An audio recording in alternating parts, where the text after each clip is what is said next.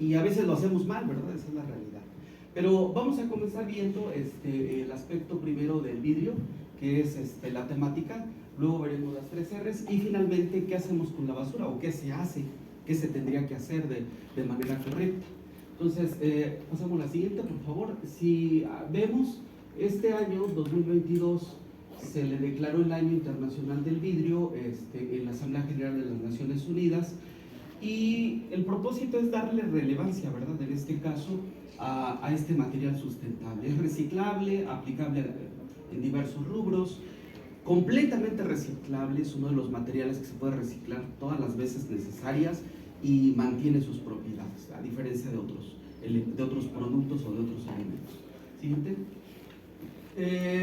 El objetivo, pues como yo les mencionaba, es subrayar la importancia tecnológica, científica y económica de este material, a menudo invisible, transparente, lo podemos ver en diferentes usos, por donde sea que ustedes vean va a haber vidrio, ¿verdad? Entonces es un material que definitivamente está en nuestro entorno, es parte de nuestra vida, ¿verdad? Sin embargo, tenemos que darle el enfoque correcto, porque algunas veces es preferible el uso de este material y otras veces no tanto, ¿verdad?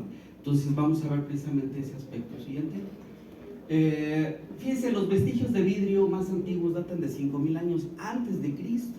Estamos hablando de civilizaciones como la Mesopotamia, el Antiguo Egipto, Asia Menor. Ya ellos de alguna forma empezaban a utilizarlo. Obviamente no con las formas que ahora podemos ver, ¿no? Vasijas y demás. Eso sucedió tiempo más adelantito. La siguiente. De hecho, los primeros, digámoslo así, utensilios que se encontraron de este material, un poquito antes creo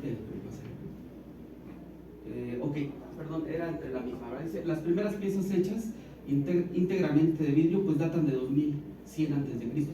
De cualquier forma, pues es mucho tiempo atrás lo que ya ha pasado desde que se empezaron a utilizar o desde que se empezó a utilizar este material con diferentes usos y darle hasta cierto punto la forma en la que ahora podemos encontrar muchos materiales, ¿verdad? Claro, esto ha evolucionado y se ha perfeccionado de tal forma que podemos encontrarlo ahora hasta en artesanías, por decirlo así, ¿no? Entonces, y tiene un costo muy considerable cuando es utilizado de la manera correcta y no solamente comercial. Siguiente, ahora sí.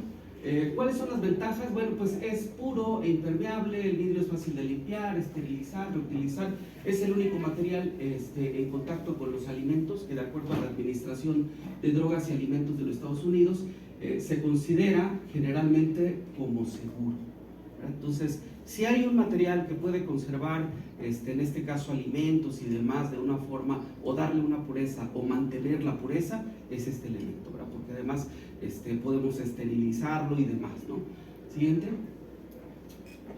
Sin embargo, la pregunta es, ¿botellas de plástico o vidrio? Si tuviéramos que contestar la pregunta, no es tan sencillo, porque hay varios cuestionamientos al respecto. Por ejemplo, ¿no?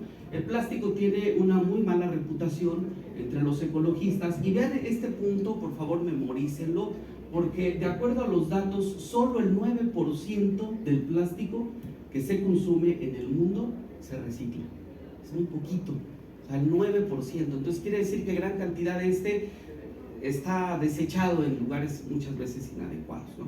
Generalmente los rellenos sanitarios, que vamos a ver más adelante, como el manejo de los residuos en cantidades considerables, hablo de miles de toneladas que generamos al día, pues llegan estos residuos, ¿no? Finalmente muchos de ellos están tapados ahí en esos lugares, ¿no? Entonces la alternativa más evidente pudiera ser el vidrio. Sin embargo, los envases de vidrio mucho más sostenibles que los de plástico, sería la pregunta. No necesariamente. Siguiente diapositiva y veamos por qué. El vidrio, para empezar, es un material que se puede reciclar infinitamente, ya lo mencionamos.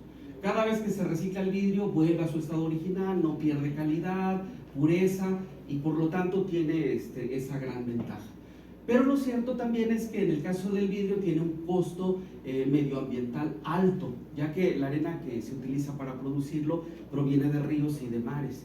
Y obviamente, siguiente, si nosotros utilizamos estos elementos para producir este material, entonces lo que estamos haciendo es, en este caso afectando o alterando el ecosistema. Entonces de ahí que producir o sacar arena del entorno natural para producir vidrio, pues no es necesariamente la mejor opción si lo queremos ver por ese lado, ¿no? Entonces ese es un gran inconveniente. Siguiente. Bueno, en este caso plástico o vidrio, pues es el gran dilema. Los envases de vidrio, pues ya mencionamos, en general son una mala opción para el envasado de productos de un solo uso. Por eso yo voy a hacer hincapié en esto, porque muchas veces cuando vamos a hacer compras, cuando sus familias van a hacer compras, eso no lo consideran. La realidad es que comprar productos donde el vidrio solo tiene un uso no es la mejor opción. De hecho, es la peor opción. Entonces, pues hay que ver esos detalles, ¿verdad? Porque de lo contrario, entonces, lejos de estar dándole buen uso a este material, pues al contrario. Y esto es así porque primero, pues es más frágil, el peso es considerable con respecto al plástico, la cantidad de energía empleada para la elaboración, pues es mayor, aunque el consumo calorífico no es necesariamente mayor que el del plástico. De hecho, es mayor el del plástico, ese es otro de los inconvenientes para la producción. Sin embargo, pues todo esto sí nos permite ver que tendríamos que pensar qué utilizamos, si plástico o vidrio. Siguiente diapositiva, por favor. También los envases de plástico se producen usando más energía, que es lo que yo les mencionaba, que la que se requiere para un envase de vidrio, pero ha habido también mucha evolución en este sentido, ¿no? El PET con el que se producen los plásticos ha cambiado con el paso de los años y ahora mismo pues encontramos materiales de PET que se producen con menos, en este caso, con menos energía, ¿no? De la que sí podríamos utilizar para producir vidrio. Entonces, ese es otro de los detalles que hay que considerar. Siguiente. Pero seguimos viendo, entonces, ¿qué es más sustentable? Bueno, la relación de la cantidad de energía empleada es importante para poder medir por dónde nos vamos a ir. Porque al final de cuentas, los dos elementos, plástico o vidrio, dejan una huella pues de carbono y tratamos de buscar que esta sea la mínima, ¿no? Entonces, si producir vidrio genera menos huella de carbono, está bien. Pero si en este caso tiene un uso de una sola ocasión, está mal, ¿no? Entonces vean, ahí el punto es ese, ¿no? Equilibrar las dos cosas. Hay elementos que sí podemos utilizarlos con vidrio, otros que tendríamos que pensar si es mejor utilizar el plástico o no. La realidad es que, como en este caso, aquí en el instituto se promueve el uso de plásticos no solo de una sola ocasión, más bien que podamos reutilizar, que podamos lavar, volver a llenar si es que vamos a transportar con el agua para nuestro consumo. Entonces creo que esa es la mejor opción. La peor opción es querer utilizar un envase de vidrio solo en este caso para utilizar agua y desecharlo, ¿no? O sea, entonces esa sería una pésima decisión. Adelante. Bueno, entonces ya dicho esto, llegamos a la parte en donde creo que tendríamos que generar conciencia, y en este caso tiene que ver con las famosas 3 R's o la regla de las 3 R's que nos invitan a reducir, reciclar y reutilizar. En pocas palabras, cuando nosotros utilizamos, más bien ponemos en práctica esto, lo que hacemos es que de inicio tiramos menos basura, y eso ya es algo que nos debe importar. Segundo, pues ahorramos dinero, somos consumidores más responsables, reducimos la huella de carbono, y lo mejor de todo es que es más fácil de seguir porque solo tenemos 3 pasos a realizar. ¿Cuáles son? Reducir. Ahí está. Entonces, ¿te los van a memorizar o no? Sí. Okay. Bueno, si ya se lo saben, perfecto, ahora hay que ponerlo en práctica, ¿no? Porque la importancia no es saberlo, sino aplicarlo, ¿verdad? Ok, entonces fíjense, ya después de esto, lo que nos toca analizar es qué hacemos con todo esto que se genera, porque al final de cuentas terminan siendo residuos tanto el plástico como el vidrio. Entonces, esta parte que vamos a analizar quizás sea un poquito tediosa, pero quiero que la entiendan bien, porque a nivel mundial existen reglas, normas, leyes que nos indican o nos dicen cómo debería procederse con respecto a estos residuos, ya sea peligrosos, no peligrosos o de manejo especial. Ahorita vamos a ver que en esos 3 rubros se clasifican los residuos. Entonces, damos paso a la siguiente. En el caso de México, la legislación que se tiene no es tan reciente, se han hecho algunas adecuaciones. Es una norma que se creó en el 2003, entonces como pueden observar ya tiene algunos años, se han hecho algunas adecuaciones al respecto, pero no está por debajo de las normas internacionales.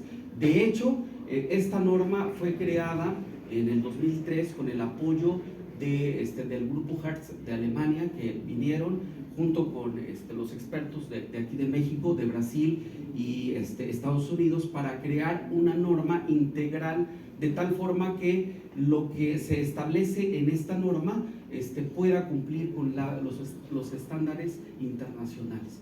Y entonces aquí hay algunas especificaciones que quiero mencionarles rápidamente, porque no nos vamos a adentrar completamente a lo que es la norma como tal, pero sí dejar en claro cómo se clasifican mediante la norma tanto el manejo como la disposición final y los tipos de residuos. Entonces, no está mal, como muchas veces sucede, no está mal la legislación que se tiene al respecto.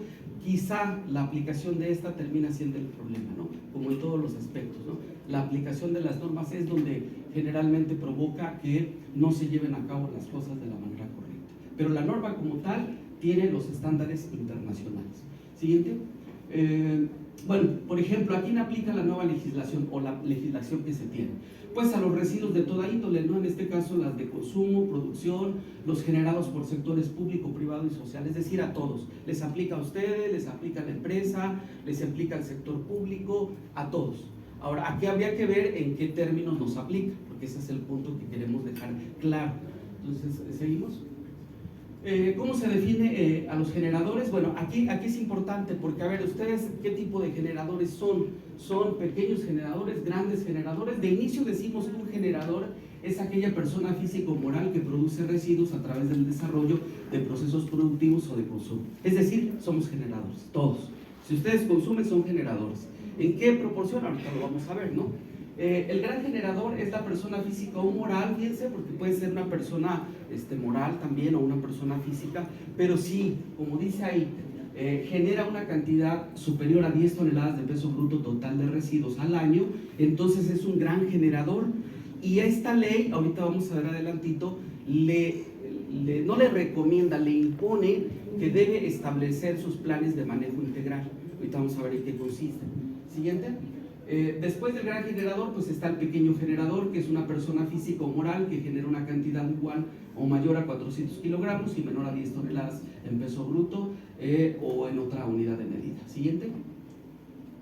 Y el microgenerador, pues son los establecimientos, industrias, comercios o de servicios que generan una cantidad de hasta 400 kilogramos de residuos peligrosos al año o su equivalente. ¿Cuánto creen que generan ustedes de residuos al año? ¿Tienen idea? Fíjense, la norma dice que por individuos, dependiendo la zona, pero haciendo un estándar, por individuos generamos 500 gramos diarios de basura. Entonces, si lo trasladamos al año, eso equivaldría más o menos a 180 kilogramos o 200 kilogramos al día. Entonces, estamos obviamente entre los microgeneradores, ¿no? Porque no rebasamos esa cantidad. Sin embargo, pues es considerable. Imagínense, por ejemplo, en el caso de Puebla, tan solo, si lo vemos por el estado, somos ya más de 5 millones por ahí de habitantes. Entonces estamos hablando de que en el relleno sanitario o en los rellenos que están aquí en el estado, de todo el estado, llegan o ingresan aproximadamente 6,000 toneladas de basura diarias. Fíjense bien, 6,000 toneladas de basura diarias. Ahora, la cantidad tal vez no les diga mucho, pero ya verla en persona y ver la cantidad de esa basura es demasiado.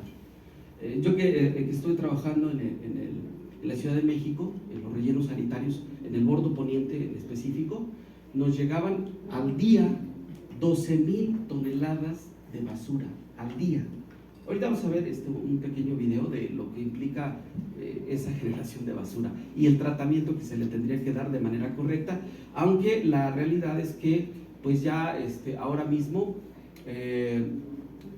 digámoslo así, los tipos de disposición final de basura, los lugares donde llega y se dispone finalmente la basura, han cambiado pero no han mejorado, porque países como Alemania, que eran los que llevaban la delantera en ese sentido, comenzaron a darle tratamiento de térmicos sobre todo, es decir, quemar la basura en términos muy sencillos. Otras veces les dieron un uso a través de compactación. De hecho, habían unos proyectos que se llamaban rellenos sanitarios secos, y lo que se hacía es que llegaba la basura en un sitio, se compactaba la basura generalmente por tonelada, pues más o menos 1 metro cúbico de basura tiene el peso de pues 500 kilogramos, media tonelada, pues 500 kilogramos, entonces de 1 metro cúbico. Entonces compactaban esos bloques y lo que se obtenía eran casi 2 toneladas por metro cúbico, o sea, es decir, se incrementaba la eficiencia en ese aspecto. El problema era la descomposición, porque la materia orgánica necesita oxígeno, necesita, en este caso, además líquidos, necesita todo el proceso para que se pueda descomponer y se dé un ciclo que ya está muy marcado. Ya hay tablas que nos indican de qué manera o en qué tiempo se va a ir descomponiendo tanto la materia orgánica como algunos otros desechos que llevan más tiempo para su descomposición. Obviamente los plásticos, ni se diga, ¿no? Tenemos registros de más de 500 años para que se descompongan en estado de relleno sanitario. Entonces, imagínense lo que eso implica. Pero bueno, entonces, lo que les decía, empezaron a meter esos modelos para tratar la basura, compactándola, metiéndolas en bloques, la embalaban, es decir, la forraban de plástico, pero entonces pasaba el tiempo y no se daba el ciclo de descomposición, pues es obvio, no tenía los elementos necesarios para eso, entonces dejó de funcionar. Dijeron, esto no funciona, vamos a recurrir al método tradicional, ¿no? Porque los otros métodos térmicos eran, además de costosos, muy contaminantes, entonces tampoco era el medio o la alternativa para solucionar la disposición final de basura. Entonces, como pueden ver, no es tan sencillo disponer de la basura, no es tan fácil como decir, ay, la desecho, pues ya a ver a dónde va a parar y qué pasa con ella, ¿no? Entonces vamos a ver ahí adelantito cómo se hace. Pasamos al siguiente. Ok, aquí dice quiénes son los responsables del establecimiento de planes de manejo. Pues obviamente los grandes generadores, las empresas tienen que tener sus planes de manejo. ¿En qué consiste un plan de manejo? El generador tiene que decir, a ver, voy a separar la basura porque eso sería lo ideal. Primero, voy a separar la basura, voy a reutilizar lo que pueda, voy a reciclar lo que se tenga que reciclar y lo que se tenga que disponer, pues lo voy a disponer. Pero además lo tengo que trasladar a los sitios, porque es parte del proceso y de los planes de manejo. Ahora, ¿qué pasa con la basura de los municipios? Bueno, pues la basura que ustedes desechan de sus casas, aquí la compañera se nos durmió, la basura que ustedes desechan de sus casas, al final de cuentas, ¿cuál es el procedimiento para que esa basura llegue a un sitio de disposición final? La norma dice que los municipios son encargados de recolectar la basura y de disponerla, es decir, llevarla a un sitio donde se va a desechar, se le va a dar el tratamiento y va a darse todo el proceso de descomposición. Eso dice la norma. El problema es que no hay municipio que en verdad tenga la solvencia para realizar eso, y la mayoría recurre a ese plano, ¿no? Entonces, ¿qué es lo que hace el Estado? Pues generalmente contrata empresas, como en el caso de Puebla, donde pues se hacen cargo de la disposición final, y lo que sí se les pide a los municipios es que recolecten la basura y la hagan llegar. Muchos de ellos tampoco quieren comprometerse a tener vehículos para recolectar la basura y contratan también a otra empresa para recolectar esa basura y hacerla llegar a los sitios de disposición final, ¿no? Como en el caso de la empresa PASA, ¿no? Que es la que aquí en Puebla prácticamente tiene la concesión de la basura, ¿no? Y creo que también la de disposición final. Ahora, no es tan sencillo manejar o controlar toda esa basura que se genera y al mismo tiempo disponerla. Por ejemplo, en el estado de Tlaxcala, que es un estado muy pequeño, así como en Colima, son los lugares donde creo que se tienen controles un poquito más exactos de la generación y la disposición. ¿Pero por qué? Porque el gobierno del estado hizo un convenio con los municipios para que los municipios solamente se encargaran de recolectar la basura y hacerla llegar a los diferentes rellenos sanitarios. Y los rellenos sanitarios son operados ya por el gobierno del estado.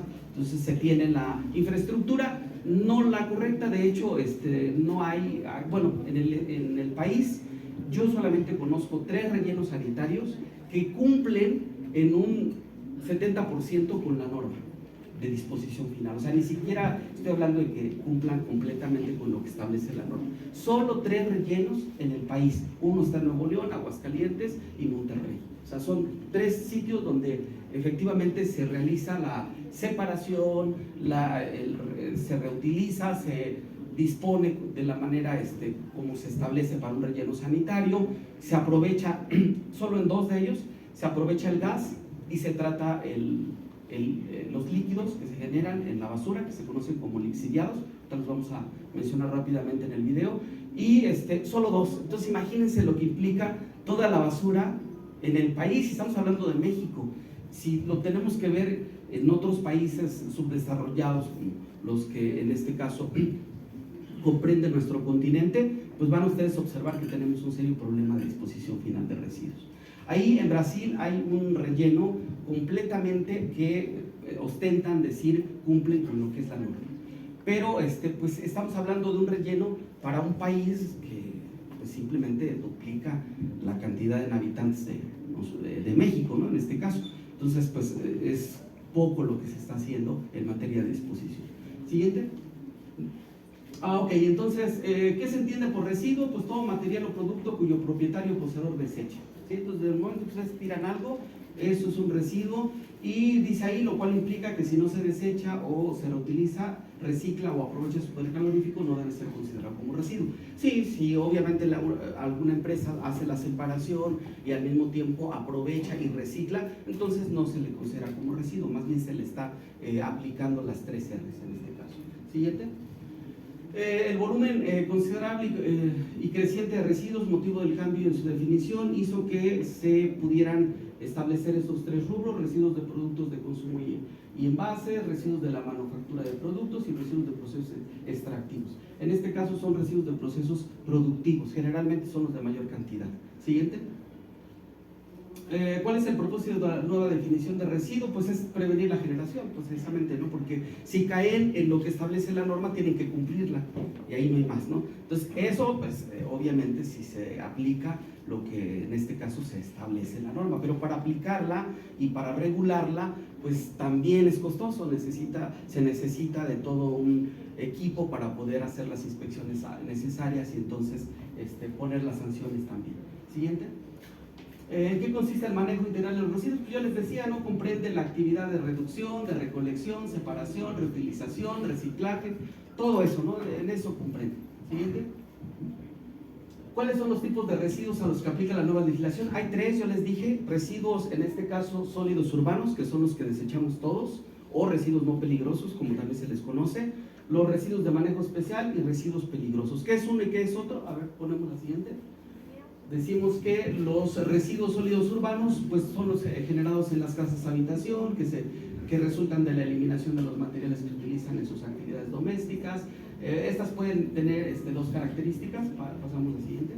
En este caso, orgánicos e inorgánicos. Obviamente entendemos la clasificación o la separación de uno y del otro, ¿no? Entonces así es como los clasificamos, ¿no? Si ustedes observan en los inorgánicos, que está el vidrio, la cerámica y los metales, vamos a darnos cuenta que esto se les conoce también como residuos de manejo especial, que es la siguiente diapositiva. Ahí está, ¿verdad? Ahí dice cómo se definen los residuos de manejo especial. Bueno, pues son aquellos generados en los procesos productivos que no reúnen las características para ser considerados residuos domésticos o sólidos urbanos, pero tampoco tienen las características de un residuo peligroso. Es decir, es un término intermedio entre la basura doméstica y los residuos peligrosos. Dentro de ellos, ¿qué residuos tenemos? Pues obviamente les decía el vidrio, pues la cerámica. Por ejemplo, en el estado de Tlaxcala, insisto en esta parte porque es donde estuve más tiempo y conocí todos esos procesos. Nos llegaban los desechos de esta empresa de Porcelaniter que produce la cerámica, y entonces mucho del material que no cumplía con los estándares lo desechaban. Entonces no es basura normal, no es basura doméstica, no lo podemos considerar como tal, pero tampoco era un residuo peligroso. Entonces es un residuo de manejo especial. La ley dice que debería de hacerse cargo la empresa de ella, pero obvio, ¿no? Pues pagan a las autoridades correspondientes y no los hacían llegar, ¿no? Yeso, desechos de esto. Entonces son residuos de manejo especial que es complicado tratarlos, porque si los mete uno en la basura normal, prolongan la descomposición de la materia orgánica y el proceso se dilata, o sea, cambia. En este caso, pues por eso tendría que dárseles un manejo especial. Siguiente. Y bueno, pues aquí están algunos listados de los residuos de manejo especial. Pueden ustedes observar ahí: residuos de rocas, materiales usados en la construcción, residuos de servicios de salud no peligrosos, y bueno, todo lo que está ahí, ¿no? Siguiente. También y en este caso vienen los otros, que estos sí tienen un manejo especial, ¿no? Los residuos peligrosos, básicamente son todos aquellos que cumplen con alguna de estas características, que sean corrosivos, reactivos, tóxicos, inflamables, biológico-infecciosos. Entonces, si un residuo cumple con alguna de esas características, es un residuo peligroso y hay que darle un manejo especial. Fíjense, en el país solo hay 2 puntos donde se reciben estos residuos. Obviamente no se lleva todo lo que se genera de residuos peligrosos a sus lugares. En los rellenos sanitarios nos llegaba mucho del sector salud, ¿no? Que pues, básicamente son residuos peligrosos. Lo correcto es que sí deben tener su plan de manejo y deben tener una certificación, por ejemplo, los que lo generan, donde la empresa que recolecta esos materiales les está dando el uso correcto, es decir, los está llevando a un confinamiento especial. Entonces, les repito, solo hay 2 lugares, uno en Sonora y el otro está en Nuevo León, donde se disponen de residuos peligrosos. Entonces es complicado, ¿no? También. Pero bueno, pues es algo que se tiene que hacer, la ley lo establece, y ahí sí yo pude observar que sí se le tiene más cuidado a las sanciones. Sin embargo, pues como todo, no siempre se aplica estrictamente lo que la ley establece. Siguiente. Y bueno, la nueva distribución de los residuos de jurisdicción local, pues ya podemos ahí observar: los residuos sólidos urbanos, domiciliarios, son los que menos se generan, los de procesos productivos son los de mayor cantidad, ¿no? Siguiente. ¿Qué son los planes de manejo? Pues lo que yo les decía, son instrumentos cuyo objetivo es minimizar la generación y maximizar la valoración de los residuos sólidos. Lo deben presentar todos aquellos generadores que sean, en este caso, macrogeneradores, como vimos hace un momento, incluso pues microgeneradores, si no cumplen con las cantidades de kilogramos al año, ¿verdad? Es decir, si rebasan más bien esa cantidad. Entonces ahí no hay más. Si lo rebasan, tienen que presentar sus planes de manejo, y esos planes contemplan, en este caso, la recolección, muchas veces la disposición también, pero si yo hago un convenio con alguien que se encarga de la disposición final, pues entonces ya ahí me libero de esa parte y solamente me concentro en el manejo, es decir, en la manera de hacer llegar esos residuos a los sitios de disposición final. Siguiente. ¿Qué productos al final de su vida útil y qué residuos peligrosos sujetos a la ley generan planes de manejo? Pues todos esos, ¿no? Solventes, disolventes, acumuladores de vehículos, lámparas, baterías. Se han hecho campañas, ¿no? Yo recuerdo una campaña que decía, bueno, más bien que se echó a andar ahí en Tlaxcala sobre recolecciones de pilas, y que había lugares donde uno llevaba y habían contenedores y demás. La realidad es que nos llegaban esos contenedores a los rellenos sanitarios, ¿no? Entonces, tienen buenas intenciones, sin embargo, pues el manejo y la disposición de ese tipo de residuos es caro, y el gobierno como tal es el área donde menos recursos invierte. Siguiente. Y bueno, dice acá, si consumimos productos peligrosos, pues generamos residuos peligrosos, eso es obvio, ¿no? Y ahí está un pequeño cuadro de lo que pudiéramos estar utilizando, y por lo tanto, al momento de disponer, pues estamos generando esos residuos peligrosos. Siguiente. Ok, esta creo que es la última. Dice: ¿qué prevé la ley general respecto a los residuos peligrosos domiciliarios? Pues en este caso, la Secretaría del Medio Ambiente, de Recursos Naturales, antes era Pesca también, en este caso Semarnat, en coordinación con los gobiernos de las entidades federativas, promueve las acciones para que se pueda, en este caso, disponer de manera correcta los residuos peligrosos, y que los generadores tengan las opciones para la disposición. Eso prevé la ley, pero insistimos, es un proceso caro, no hay lugares donde, salvo esos 2 que les menciono, donde se dispongan de este tipo de residuos. Entonces, dicho esto, todos somos generadores, todos somos responsables de la disposición de nuestros residuos. Queremos hacerlo de manera consciente. Lo correcto es, o lo más apropiado sería, que procuremos generar menos, ¿no? Porque recuerden que si se genera, se dispone, pero desafortunadamente no tenemos los elementos, o no se tienen, por lo menos en el país, los elementos para una disposición correcta. A continuación les voy a mostrar lo que sería el procedimiento para un relleno sanitario tradicional, lo que tendría que hacerse. primero con una animación y luego en algo real que se hizo en el relleno sanitario de León, Guanajuato, y para que vean lo que implicaría solamente tener el lugar correcto y de manera correcta pues tapar basura, porque eso es lo que realmente se hace, ¿no? En un lugar de estos. Ni siquiera es que se tenga que dar otro uso, pero aún hasta en esos casos tendría que hacerse por lo menos de la manera como ahorita vamos a observar. Entonces vamos a poner la primera animación, que es de un relleno sanitario según lo establece la norma, y a continuación vemos también el caso del relleno sanitario de León. Y después de esos dos pequeños videos que duran 3-4 minutos, si tienen alguna pregunta, con todo gusto.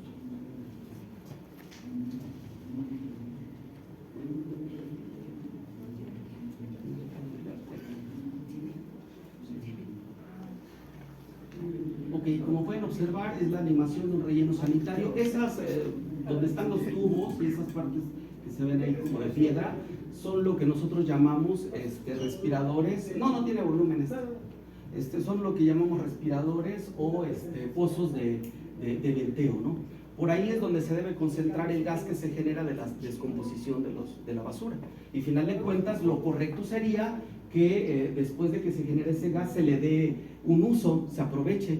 Lo que yo les decía en el relleno sanitario de Brasil, ellos con la generación de ese gas prácticamente proveían de servicio eléctrico a la comunidad, o sea, era todo integral, ¿no? Entonces sí se aprovecha, todavía está en vida, ya está en su fase final, pero fue uno de los modelos muy notorios que se hicieron hace como 10 o 15 años, ¿no? De hecho, un proyecto de rellenos sanitarios debe proyectarse para una vida útil mínimo de 30 años, de lo contrario es incosteable.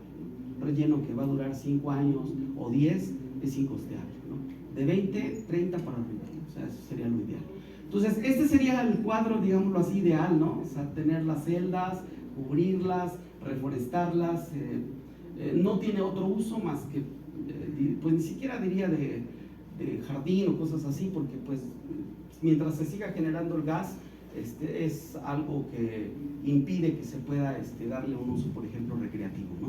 Después de 15 años, por ahí, ya es factible, ya se miden las cantidades de gas que desprenden los pozos, y si ya está menor a lo que establece la norma, entonces ya puede tener un uso recreativo. Generalmente se ponen ahí canchas de algunos deportes, ¿no?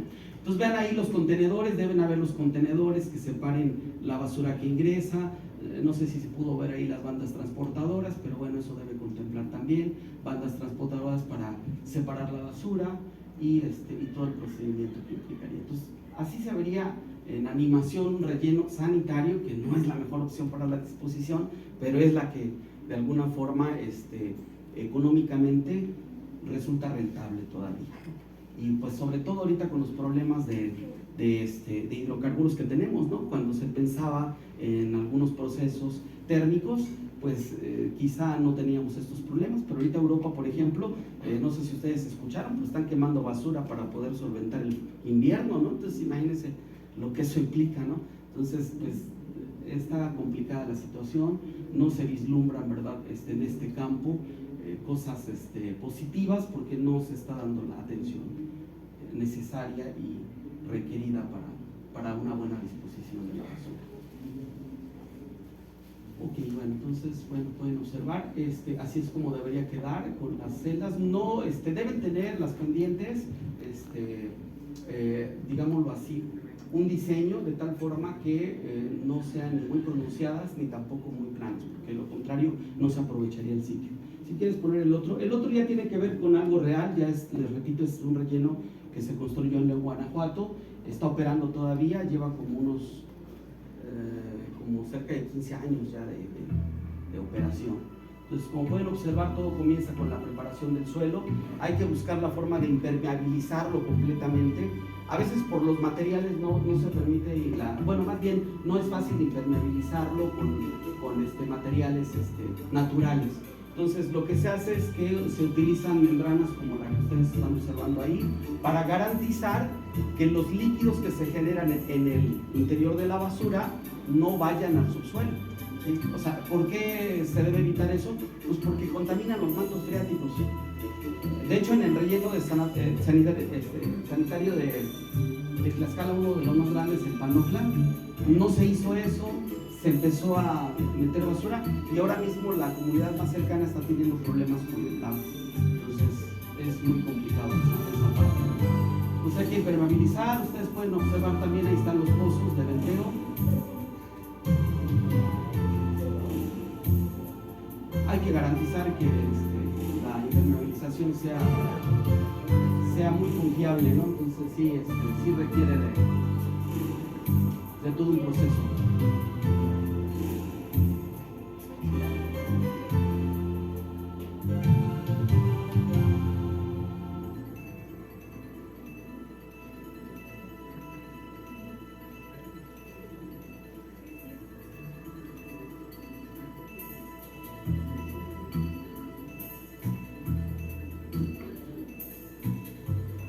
Hay que cubrir la membrana porque ya con el paso de los camiones muchas veces la terminan rompiendo y ya también no funciona, ¿no? De haber hecho ese trabajo que ya no funciona. Ahí pueden observar los pozos de veteo que veíamos en el otro, ¿no?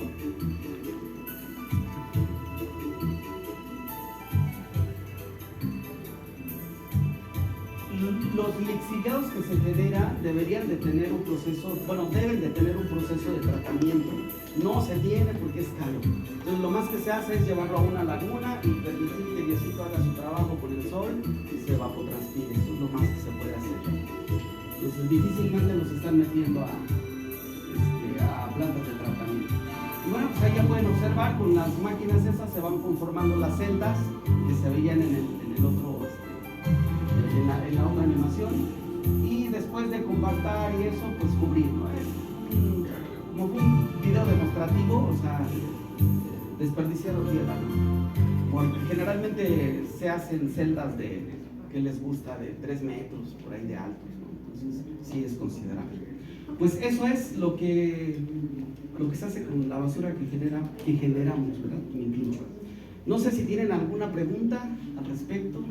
¿Qué les parece el hecho de que seamos generadores y a veces no sepamos a dónde llega, ¿verdad? Todo lo que producimos o generamos, no sé. Pues parece que no hay preguntas nuestras, así que allá atrás, por ahí quiere preguntarnos algo. Si existe algún proyecto sobre energías renovables en cuanto al proceso de la basura, si existe algún proyecto, bueno, si existe uno y si ya hay, pues que Sí, fíjate que lo que yo les comentaba, ¿no? Lo ideal es que los desechos en el proceso de descomposición pues generan obviamente gases, y lo más ideal pues es aprovecharlos. No que, a veces lo que se hace es que se queman simplemente, ¿no? Porque es la manera más fácil. Sucede que para el aprovechamiento del gas, ¿cómo les explico? La generación del gas en los residuos es buena en el punto intermedio, ni siquiera al principio. Empieza la descomposición y digamos que la generación es regular, te permite producir energía, por ejemplo, para el sitio, cosas así. Llega en su punto máximo y está muy bien porque estás generando una buena cantidad que si lo aprovechas, pues les repito, tan solo en el relleno sanitario de Brasil, con esa generación del gas, suministraban energía eléctrica a la población. Pero ¿cuánto te dura eso? 5 años, tal vez menos. Entonces por eso es que no le invierten a eso, porque digámoslo así, el proceso para el aprovechamiento y demás no es barato y es poco costeable por el tiempo. Entonces es complicado. Ahora, los otros procesos de disposición, los que yo les decía, los térmicos, esos sí tienen digámoslo así, un aprovechamiento mayor. El problema es que generan muchos residuos de partículas. Y entonces ahí ya viene la otra ley que tiene que ver con la disposición de partículas a la atmósfera, y entonces ahí sí ya no les resulta, porque entonces ahora tienen que poner lavadores para poder captar esas partículas y darles una disposición. Entonces es también complicado. En pocas palabras, no es que no sea costeable digámoslo así, el aprovechamiento de la basura. Lo ideal es que se aproveche al máximo desde la generación, es decir, que tengamos una buena cultura de separación para que pueda existir un buen reciclado, una buena reutilización, y solamente lo que ya no se puede aprovechar, porque ahora hasta la materia orgánica se puede aprovechar, es la realidad. O sea, si tenemos desechos de alimentos, esa es la otra conferencia que me tocó dar para compostas. Entonces se pueden aprovechar, y bueno, lo que se desecha ya debe ser mínimo, pero mínimo. Entonces creo que es buena opción buscar alternativas. Ahora mismo no hay algo que de verdad sea la panacea y diga esta es la solución, así como tal. O sea, y hablo de que en Europa, sobre todo en Alemania, que era el país que llevaba mucho adelanto en la disposición, ahorita ha venido atrás, ¿no? Porque no les ha generado lo que a lo mejor esperan, sobre todo inversionistas de ese tipo, ¿no? Entonces se van por lo que puedan reciclar. O sea, si tú le dices a una empresa, oye, quiero que te hagas cargo de la disposición de mi basura, a ellos lo que les va a interesar es todo lo que puedan reciclar, PET, aluminio, todo, porque además te concesionan todo, ¿no? Te dicen, bueno, si me vas a dar la basura, dámela completa, o sea, no lo separes, porque si no ya no tengo ganancias, ¿no? Entonces tienes que dársela como sale, y obviamente su ganancia está en eso, en la separación de todo lo que se pueda reutilizar o reciclar. Entonces, por eso. Y creo que la otra parte, la que no tiene, digámoslo así, la que no se puede ya utilizar, debería ser mínima, y siento que la parte pública, sobre todo, junto con el sector privado, tendrían que disponerlas de manera correcta. Pero pues ese es el problema, no tenemos una cultura de separación, todavía desechamos todo, nos llega todo a los rellenos. Por ejemplo, insisto, en la Ciudad de México, en el Bordo Poniente, eso de la pepena es un grandísimo negocio, ¿no? Digo, por ahí a lo mejor ustedes en alguna ocasión escucharon al rey de la basura, ¿no? Famoso rey de la basura. Personalmente no me tocó tratar con él, pero sí con la gente que le administraba a los que estaban ahí en el relleno pepenando. Y te hablo de que llegaban unas, a lo mejor exagero si te digo, unas 5,000 personas a pepenar.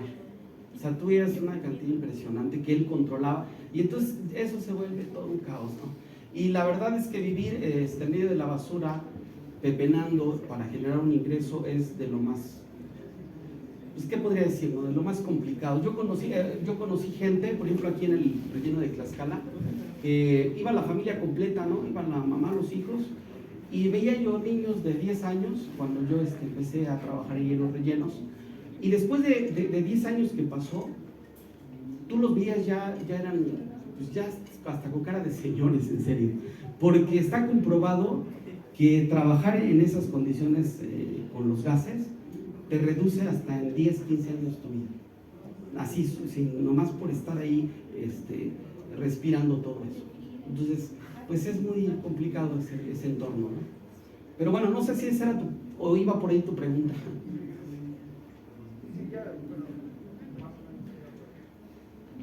Pero siempre hay opciones, o sea, de hecho no podríamos decir que ya esto no tiene solución, de lo contrario, entonces le decimos a Estados Unidos que nos mande una bomba y ya. Entonces siempre debe haber algo que hacerse, ¿no? O sea, siempre hay posibilidad de innovar y de crear algo. Entonces, pues creo que si hay iniciativa, se pueden hacer cosas, ¿no? ¿Alguien más tiene alguna otra pregunta que quiera que? Parece que no, ¿verdad? No. Ok, pues muchas gracias por su atención.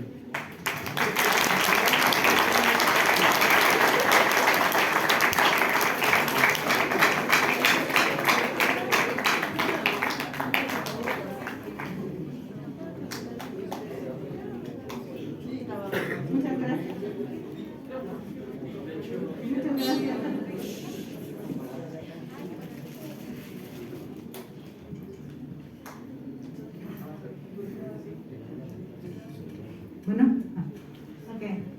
Muchas gracias, maestro, por su conferencia. El Tecnológico Nacional de México, a través del Instituto Tecnológico de Puebla, otorgan el presente reconocimiento, sí, al maestro Isaí Méndez Guzmán, por su destacada participación como ponente en las Jornadas Estatales del Conocimiento 2022 en el Departamento de Ciencias Básicas, con la conferencia magistral El vidrio a las 3 R's, manejo y disposición final de residuos sólidos no peligrosos, en el marco de los eventos del 50 aniversario del Instituto Tecnológico de Puebla. Muchas gracias.